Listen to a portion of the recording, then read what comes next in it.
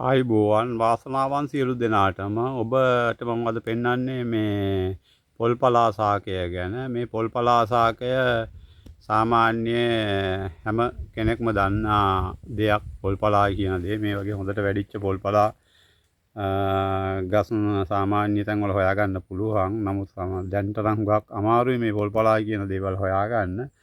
මේ පොල්පලායි කියන ඖෂධය ව්‍යංජනයක් වියලා උනත් කන්න පුළුවන් ලපුඩි දලු කාල්දී. ඒ වගේම මේ කැඳක් සඳහාත් යොදා ගැනීමට පුළුවන්.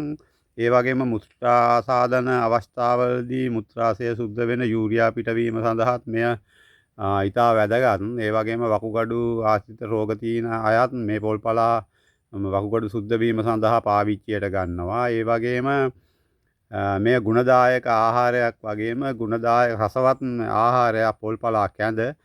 ඒ වගේම මේ පොල්පලා වලින් ගන්න ප්‍රයෝජන හුඟක් තියෙනවා. වේලලා, තම්බලා, තේ වගේ වෙනුවට නැවතත් මේ කල් තබා ගැනීමේ ක්‍රමයක් භාවිතා කරන්නට පුළුවන්. ඒ වෙලාවට ටිකක් තම්බලා පොඩි ප්‍රමාණයක් තේ වතුර වෙනුවට උදේ හවස බීමටත් ගන්න පුළුවන්. නමුත් පොල්පලා ඕනවට වැඩිය පාවිච්චි කරන්න හොඳ නෑ. ඇඟ නිතරම සිසිල් කරන ද්‍රව්‍යයක්. ඇඟේ උෂ්ණත්වය අඩු කරනවා මේ පොල්පලා වලට. ඒ වගේම මේ පොල්පලා වලින් ඕගොල්ලන්ට හුඟක් ප්‍රයෝජන ලැබෙනවා. නිතරම ඇඟ සිසිල් කරන එක තමයි විශේෂයෙන්ම කරන්නේ මේ පොල්පලා වලින්. ඇඟ පිරිසුදු කරනවා. ඇඟ කසන අයගේ දද කුෂ්ඨ අරහෙම් තීන අයගේටත් මේ පොල්පලා ඉතා හොඳයි. කොකුපණු, පටපණු වගේ පණුවන්ටත් මේ පොල්පලා වලින් මේ අයින් කරනවා ඇඟේ තියෙන අපද්‍රව්‍ය. එම නිසා මේ පොල්පලා භාවිතය ඉතා සුදුසුයි. නමුත් හුඟක් එක දිගටම බොන්න පුළුවන් ආහාරයක් නෙමෙයි. මේ එක දිගටම බොන්න හොඳ නැහැ. ඒ වුණාට හුඟක් අය පායන ප්‍රදේශවල නම් මේ පොල්පලා බොනවා. මුත්‍රා ආසාදවලටයි මුත්‍රා යූරියා පිට කිරීමේ මුත්‍රා පිට කිරීමේ අපහසුතාවය ඇති වූ අවස්ථාවලදී පොල්පලා සතියකට දෙපාරක් පමණ මේ බීමට ගන්නවා. එහෙම ගන්න අවස්ථාවදී උණු වතුරෙන් තම්බා බීමට ගන්නේ තමයි හුඟා පුරුදු වෙලා තින්නේ. නමුත් මේ පොල්පලා කැඳෙයි කියන එක ඊටාම පොල් කිරි දාලා හැදූ අවස්ථාවලදී ඊටාම රසවත් කැඳක්.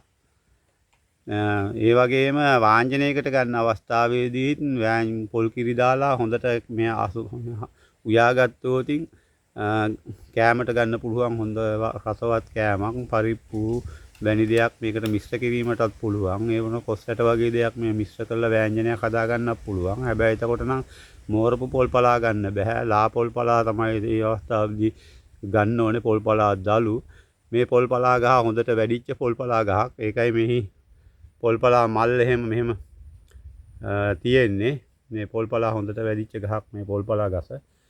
මේ පොල්පලා ගසේ හොඳ මල් කොටසක් තියෙනවා. ලස්සන මල් කොටසක් මේ ඔබට බැලුවාම පේනවා.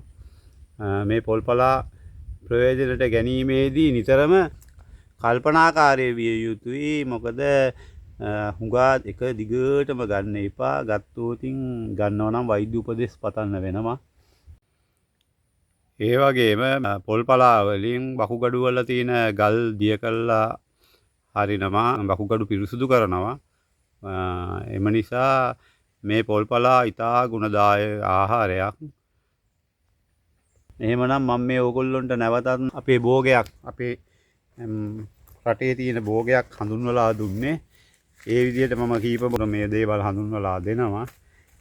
එහෙමනම් ස්තුතියි සියලු දෙනාටම. මට ඕගොල්ලෝ ලයික් කරන්න, ෂෙයා කරන්න, සබ්ස්ක්‍රයිබ් කරන්න.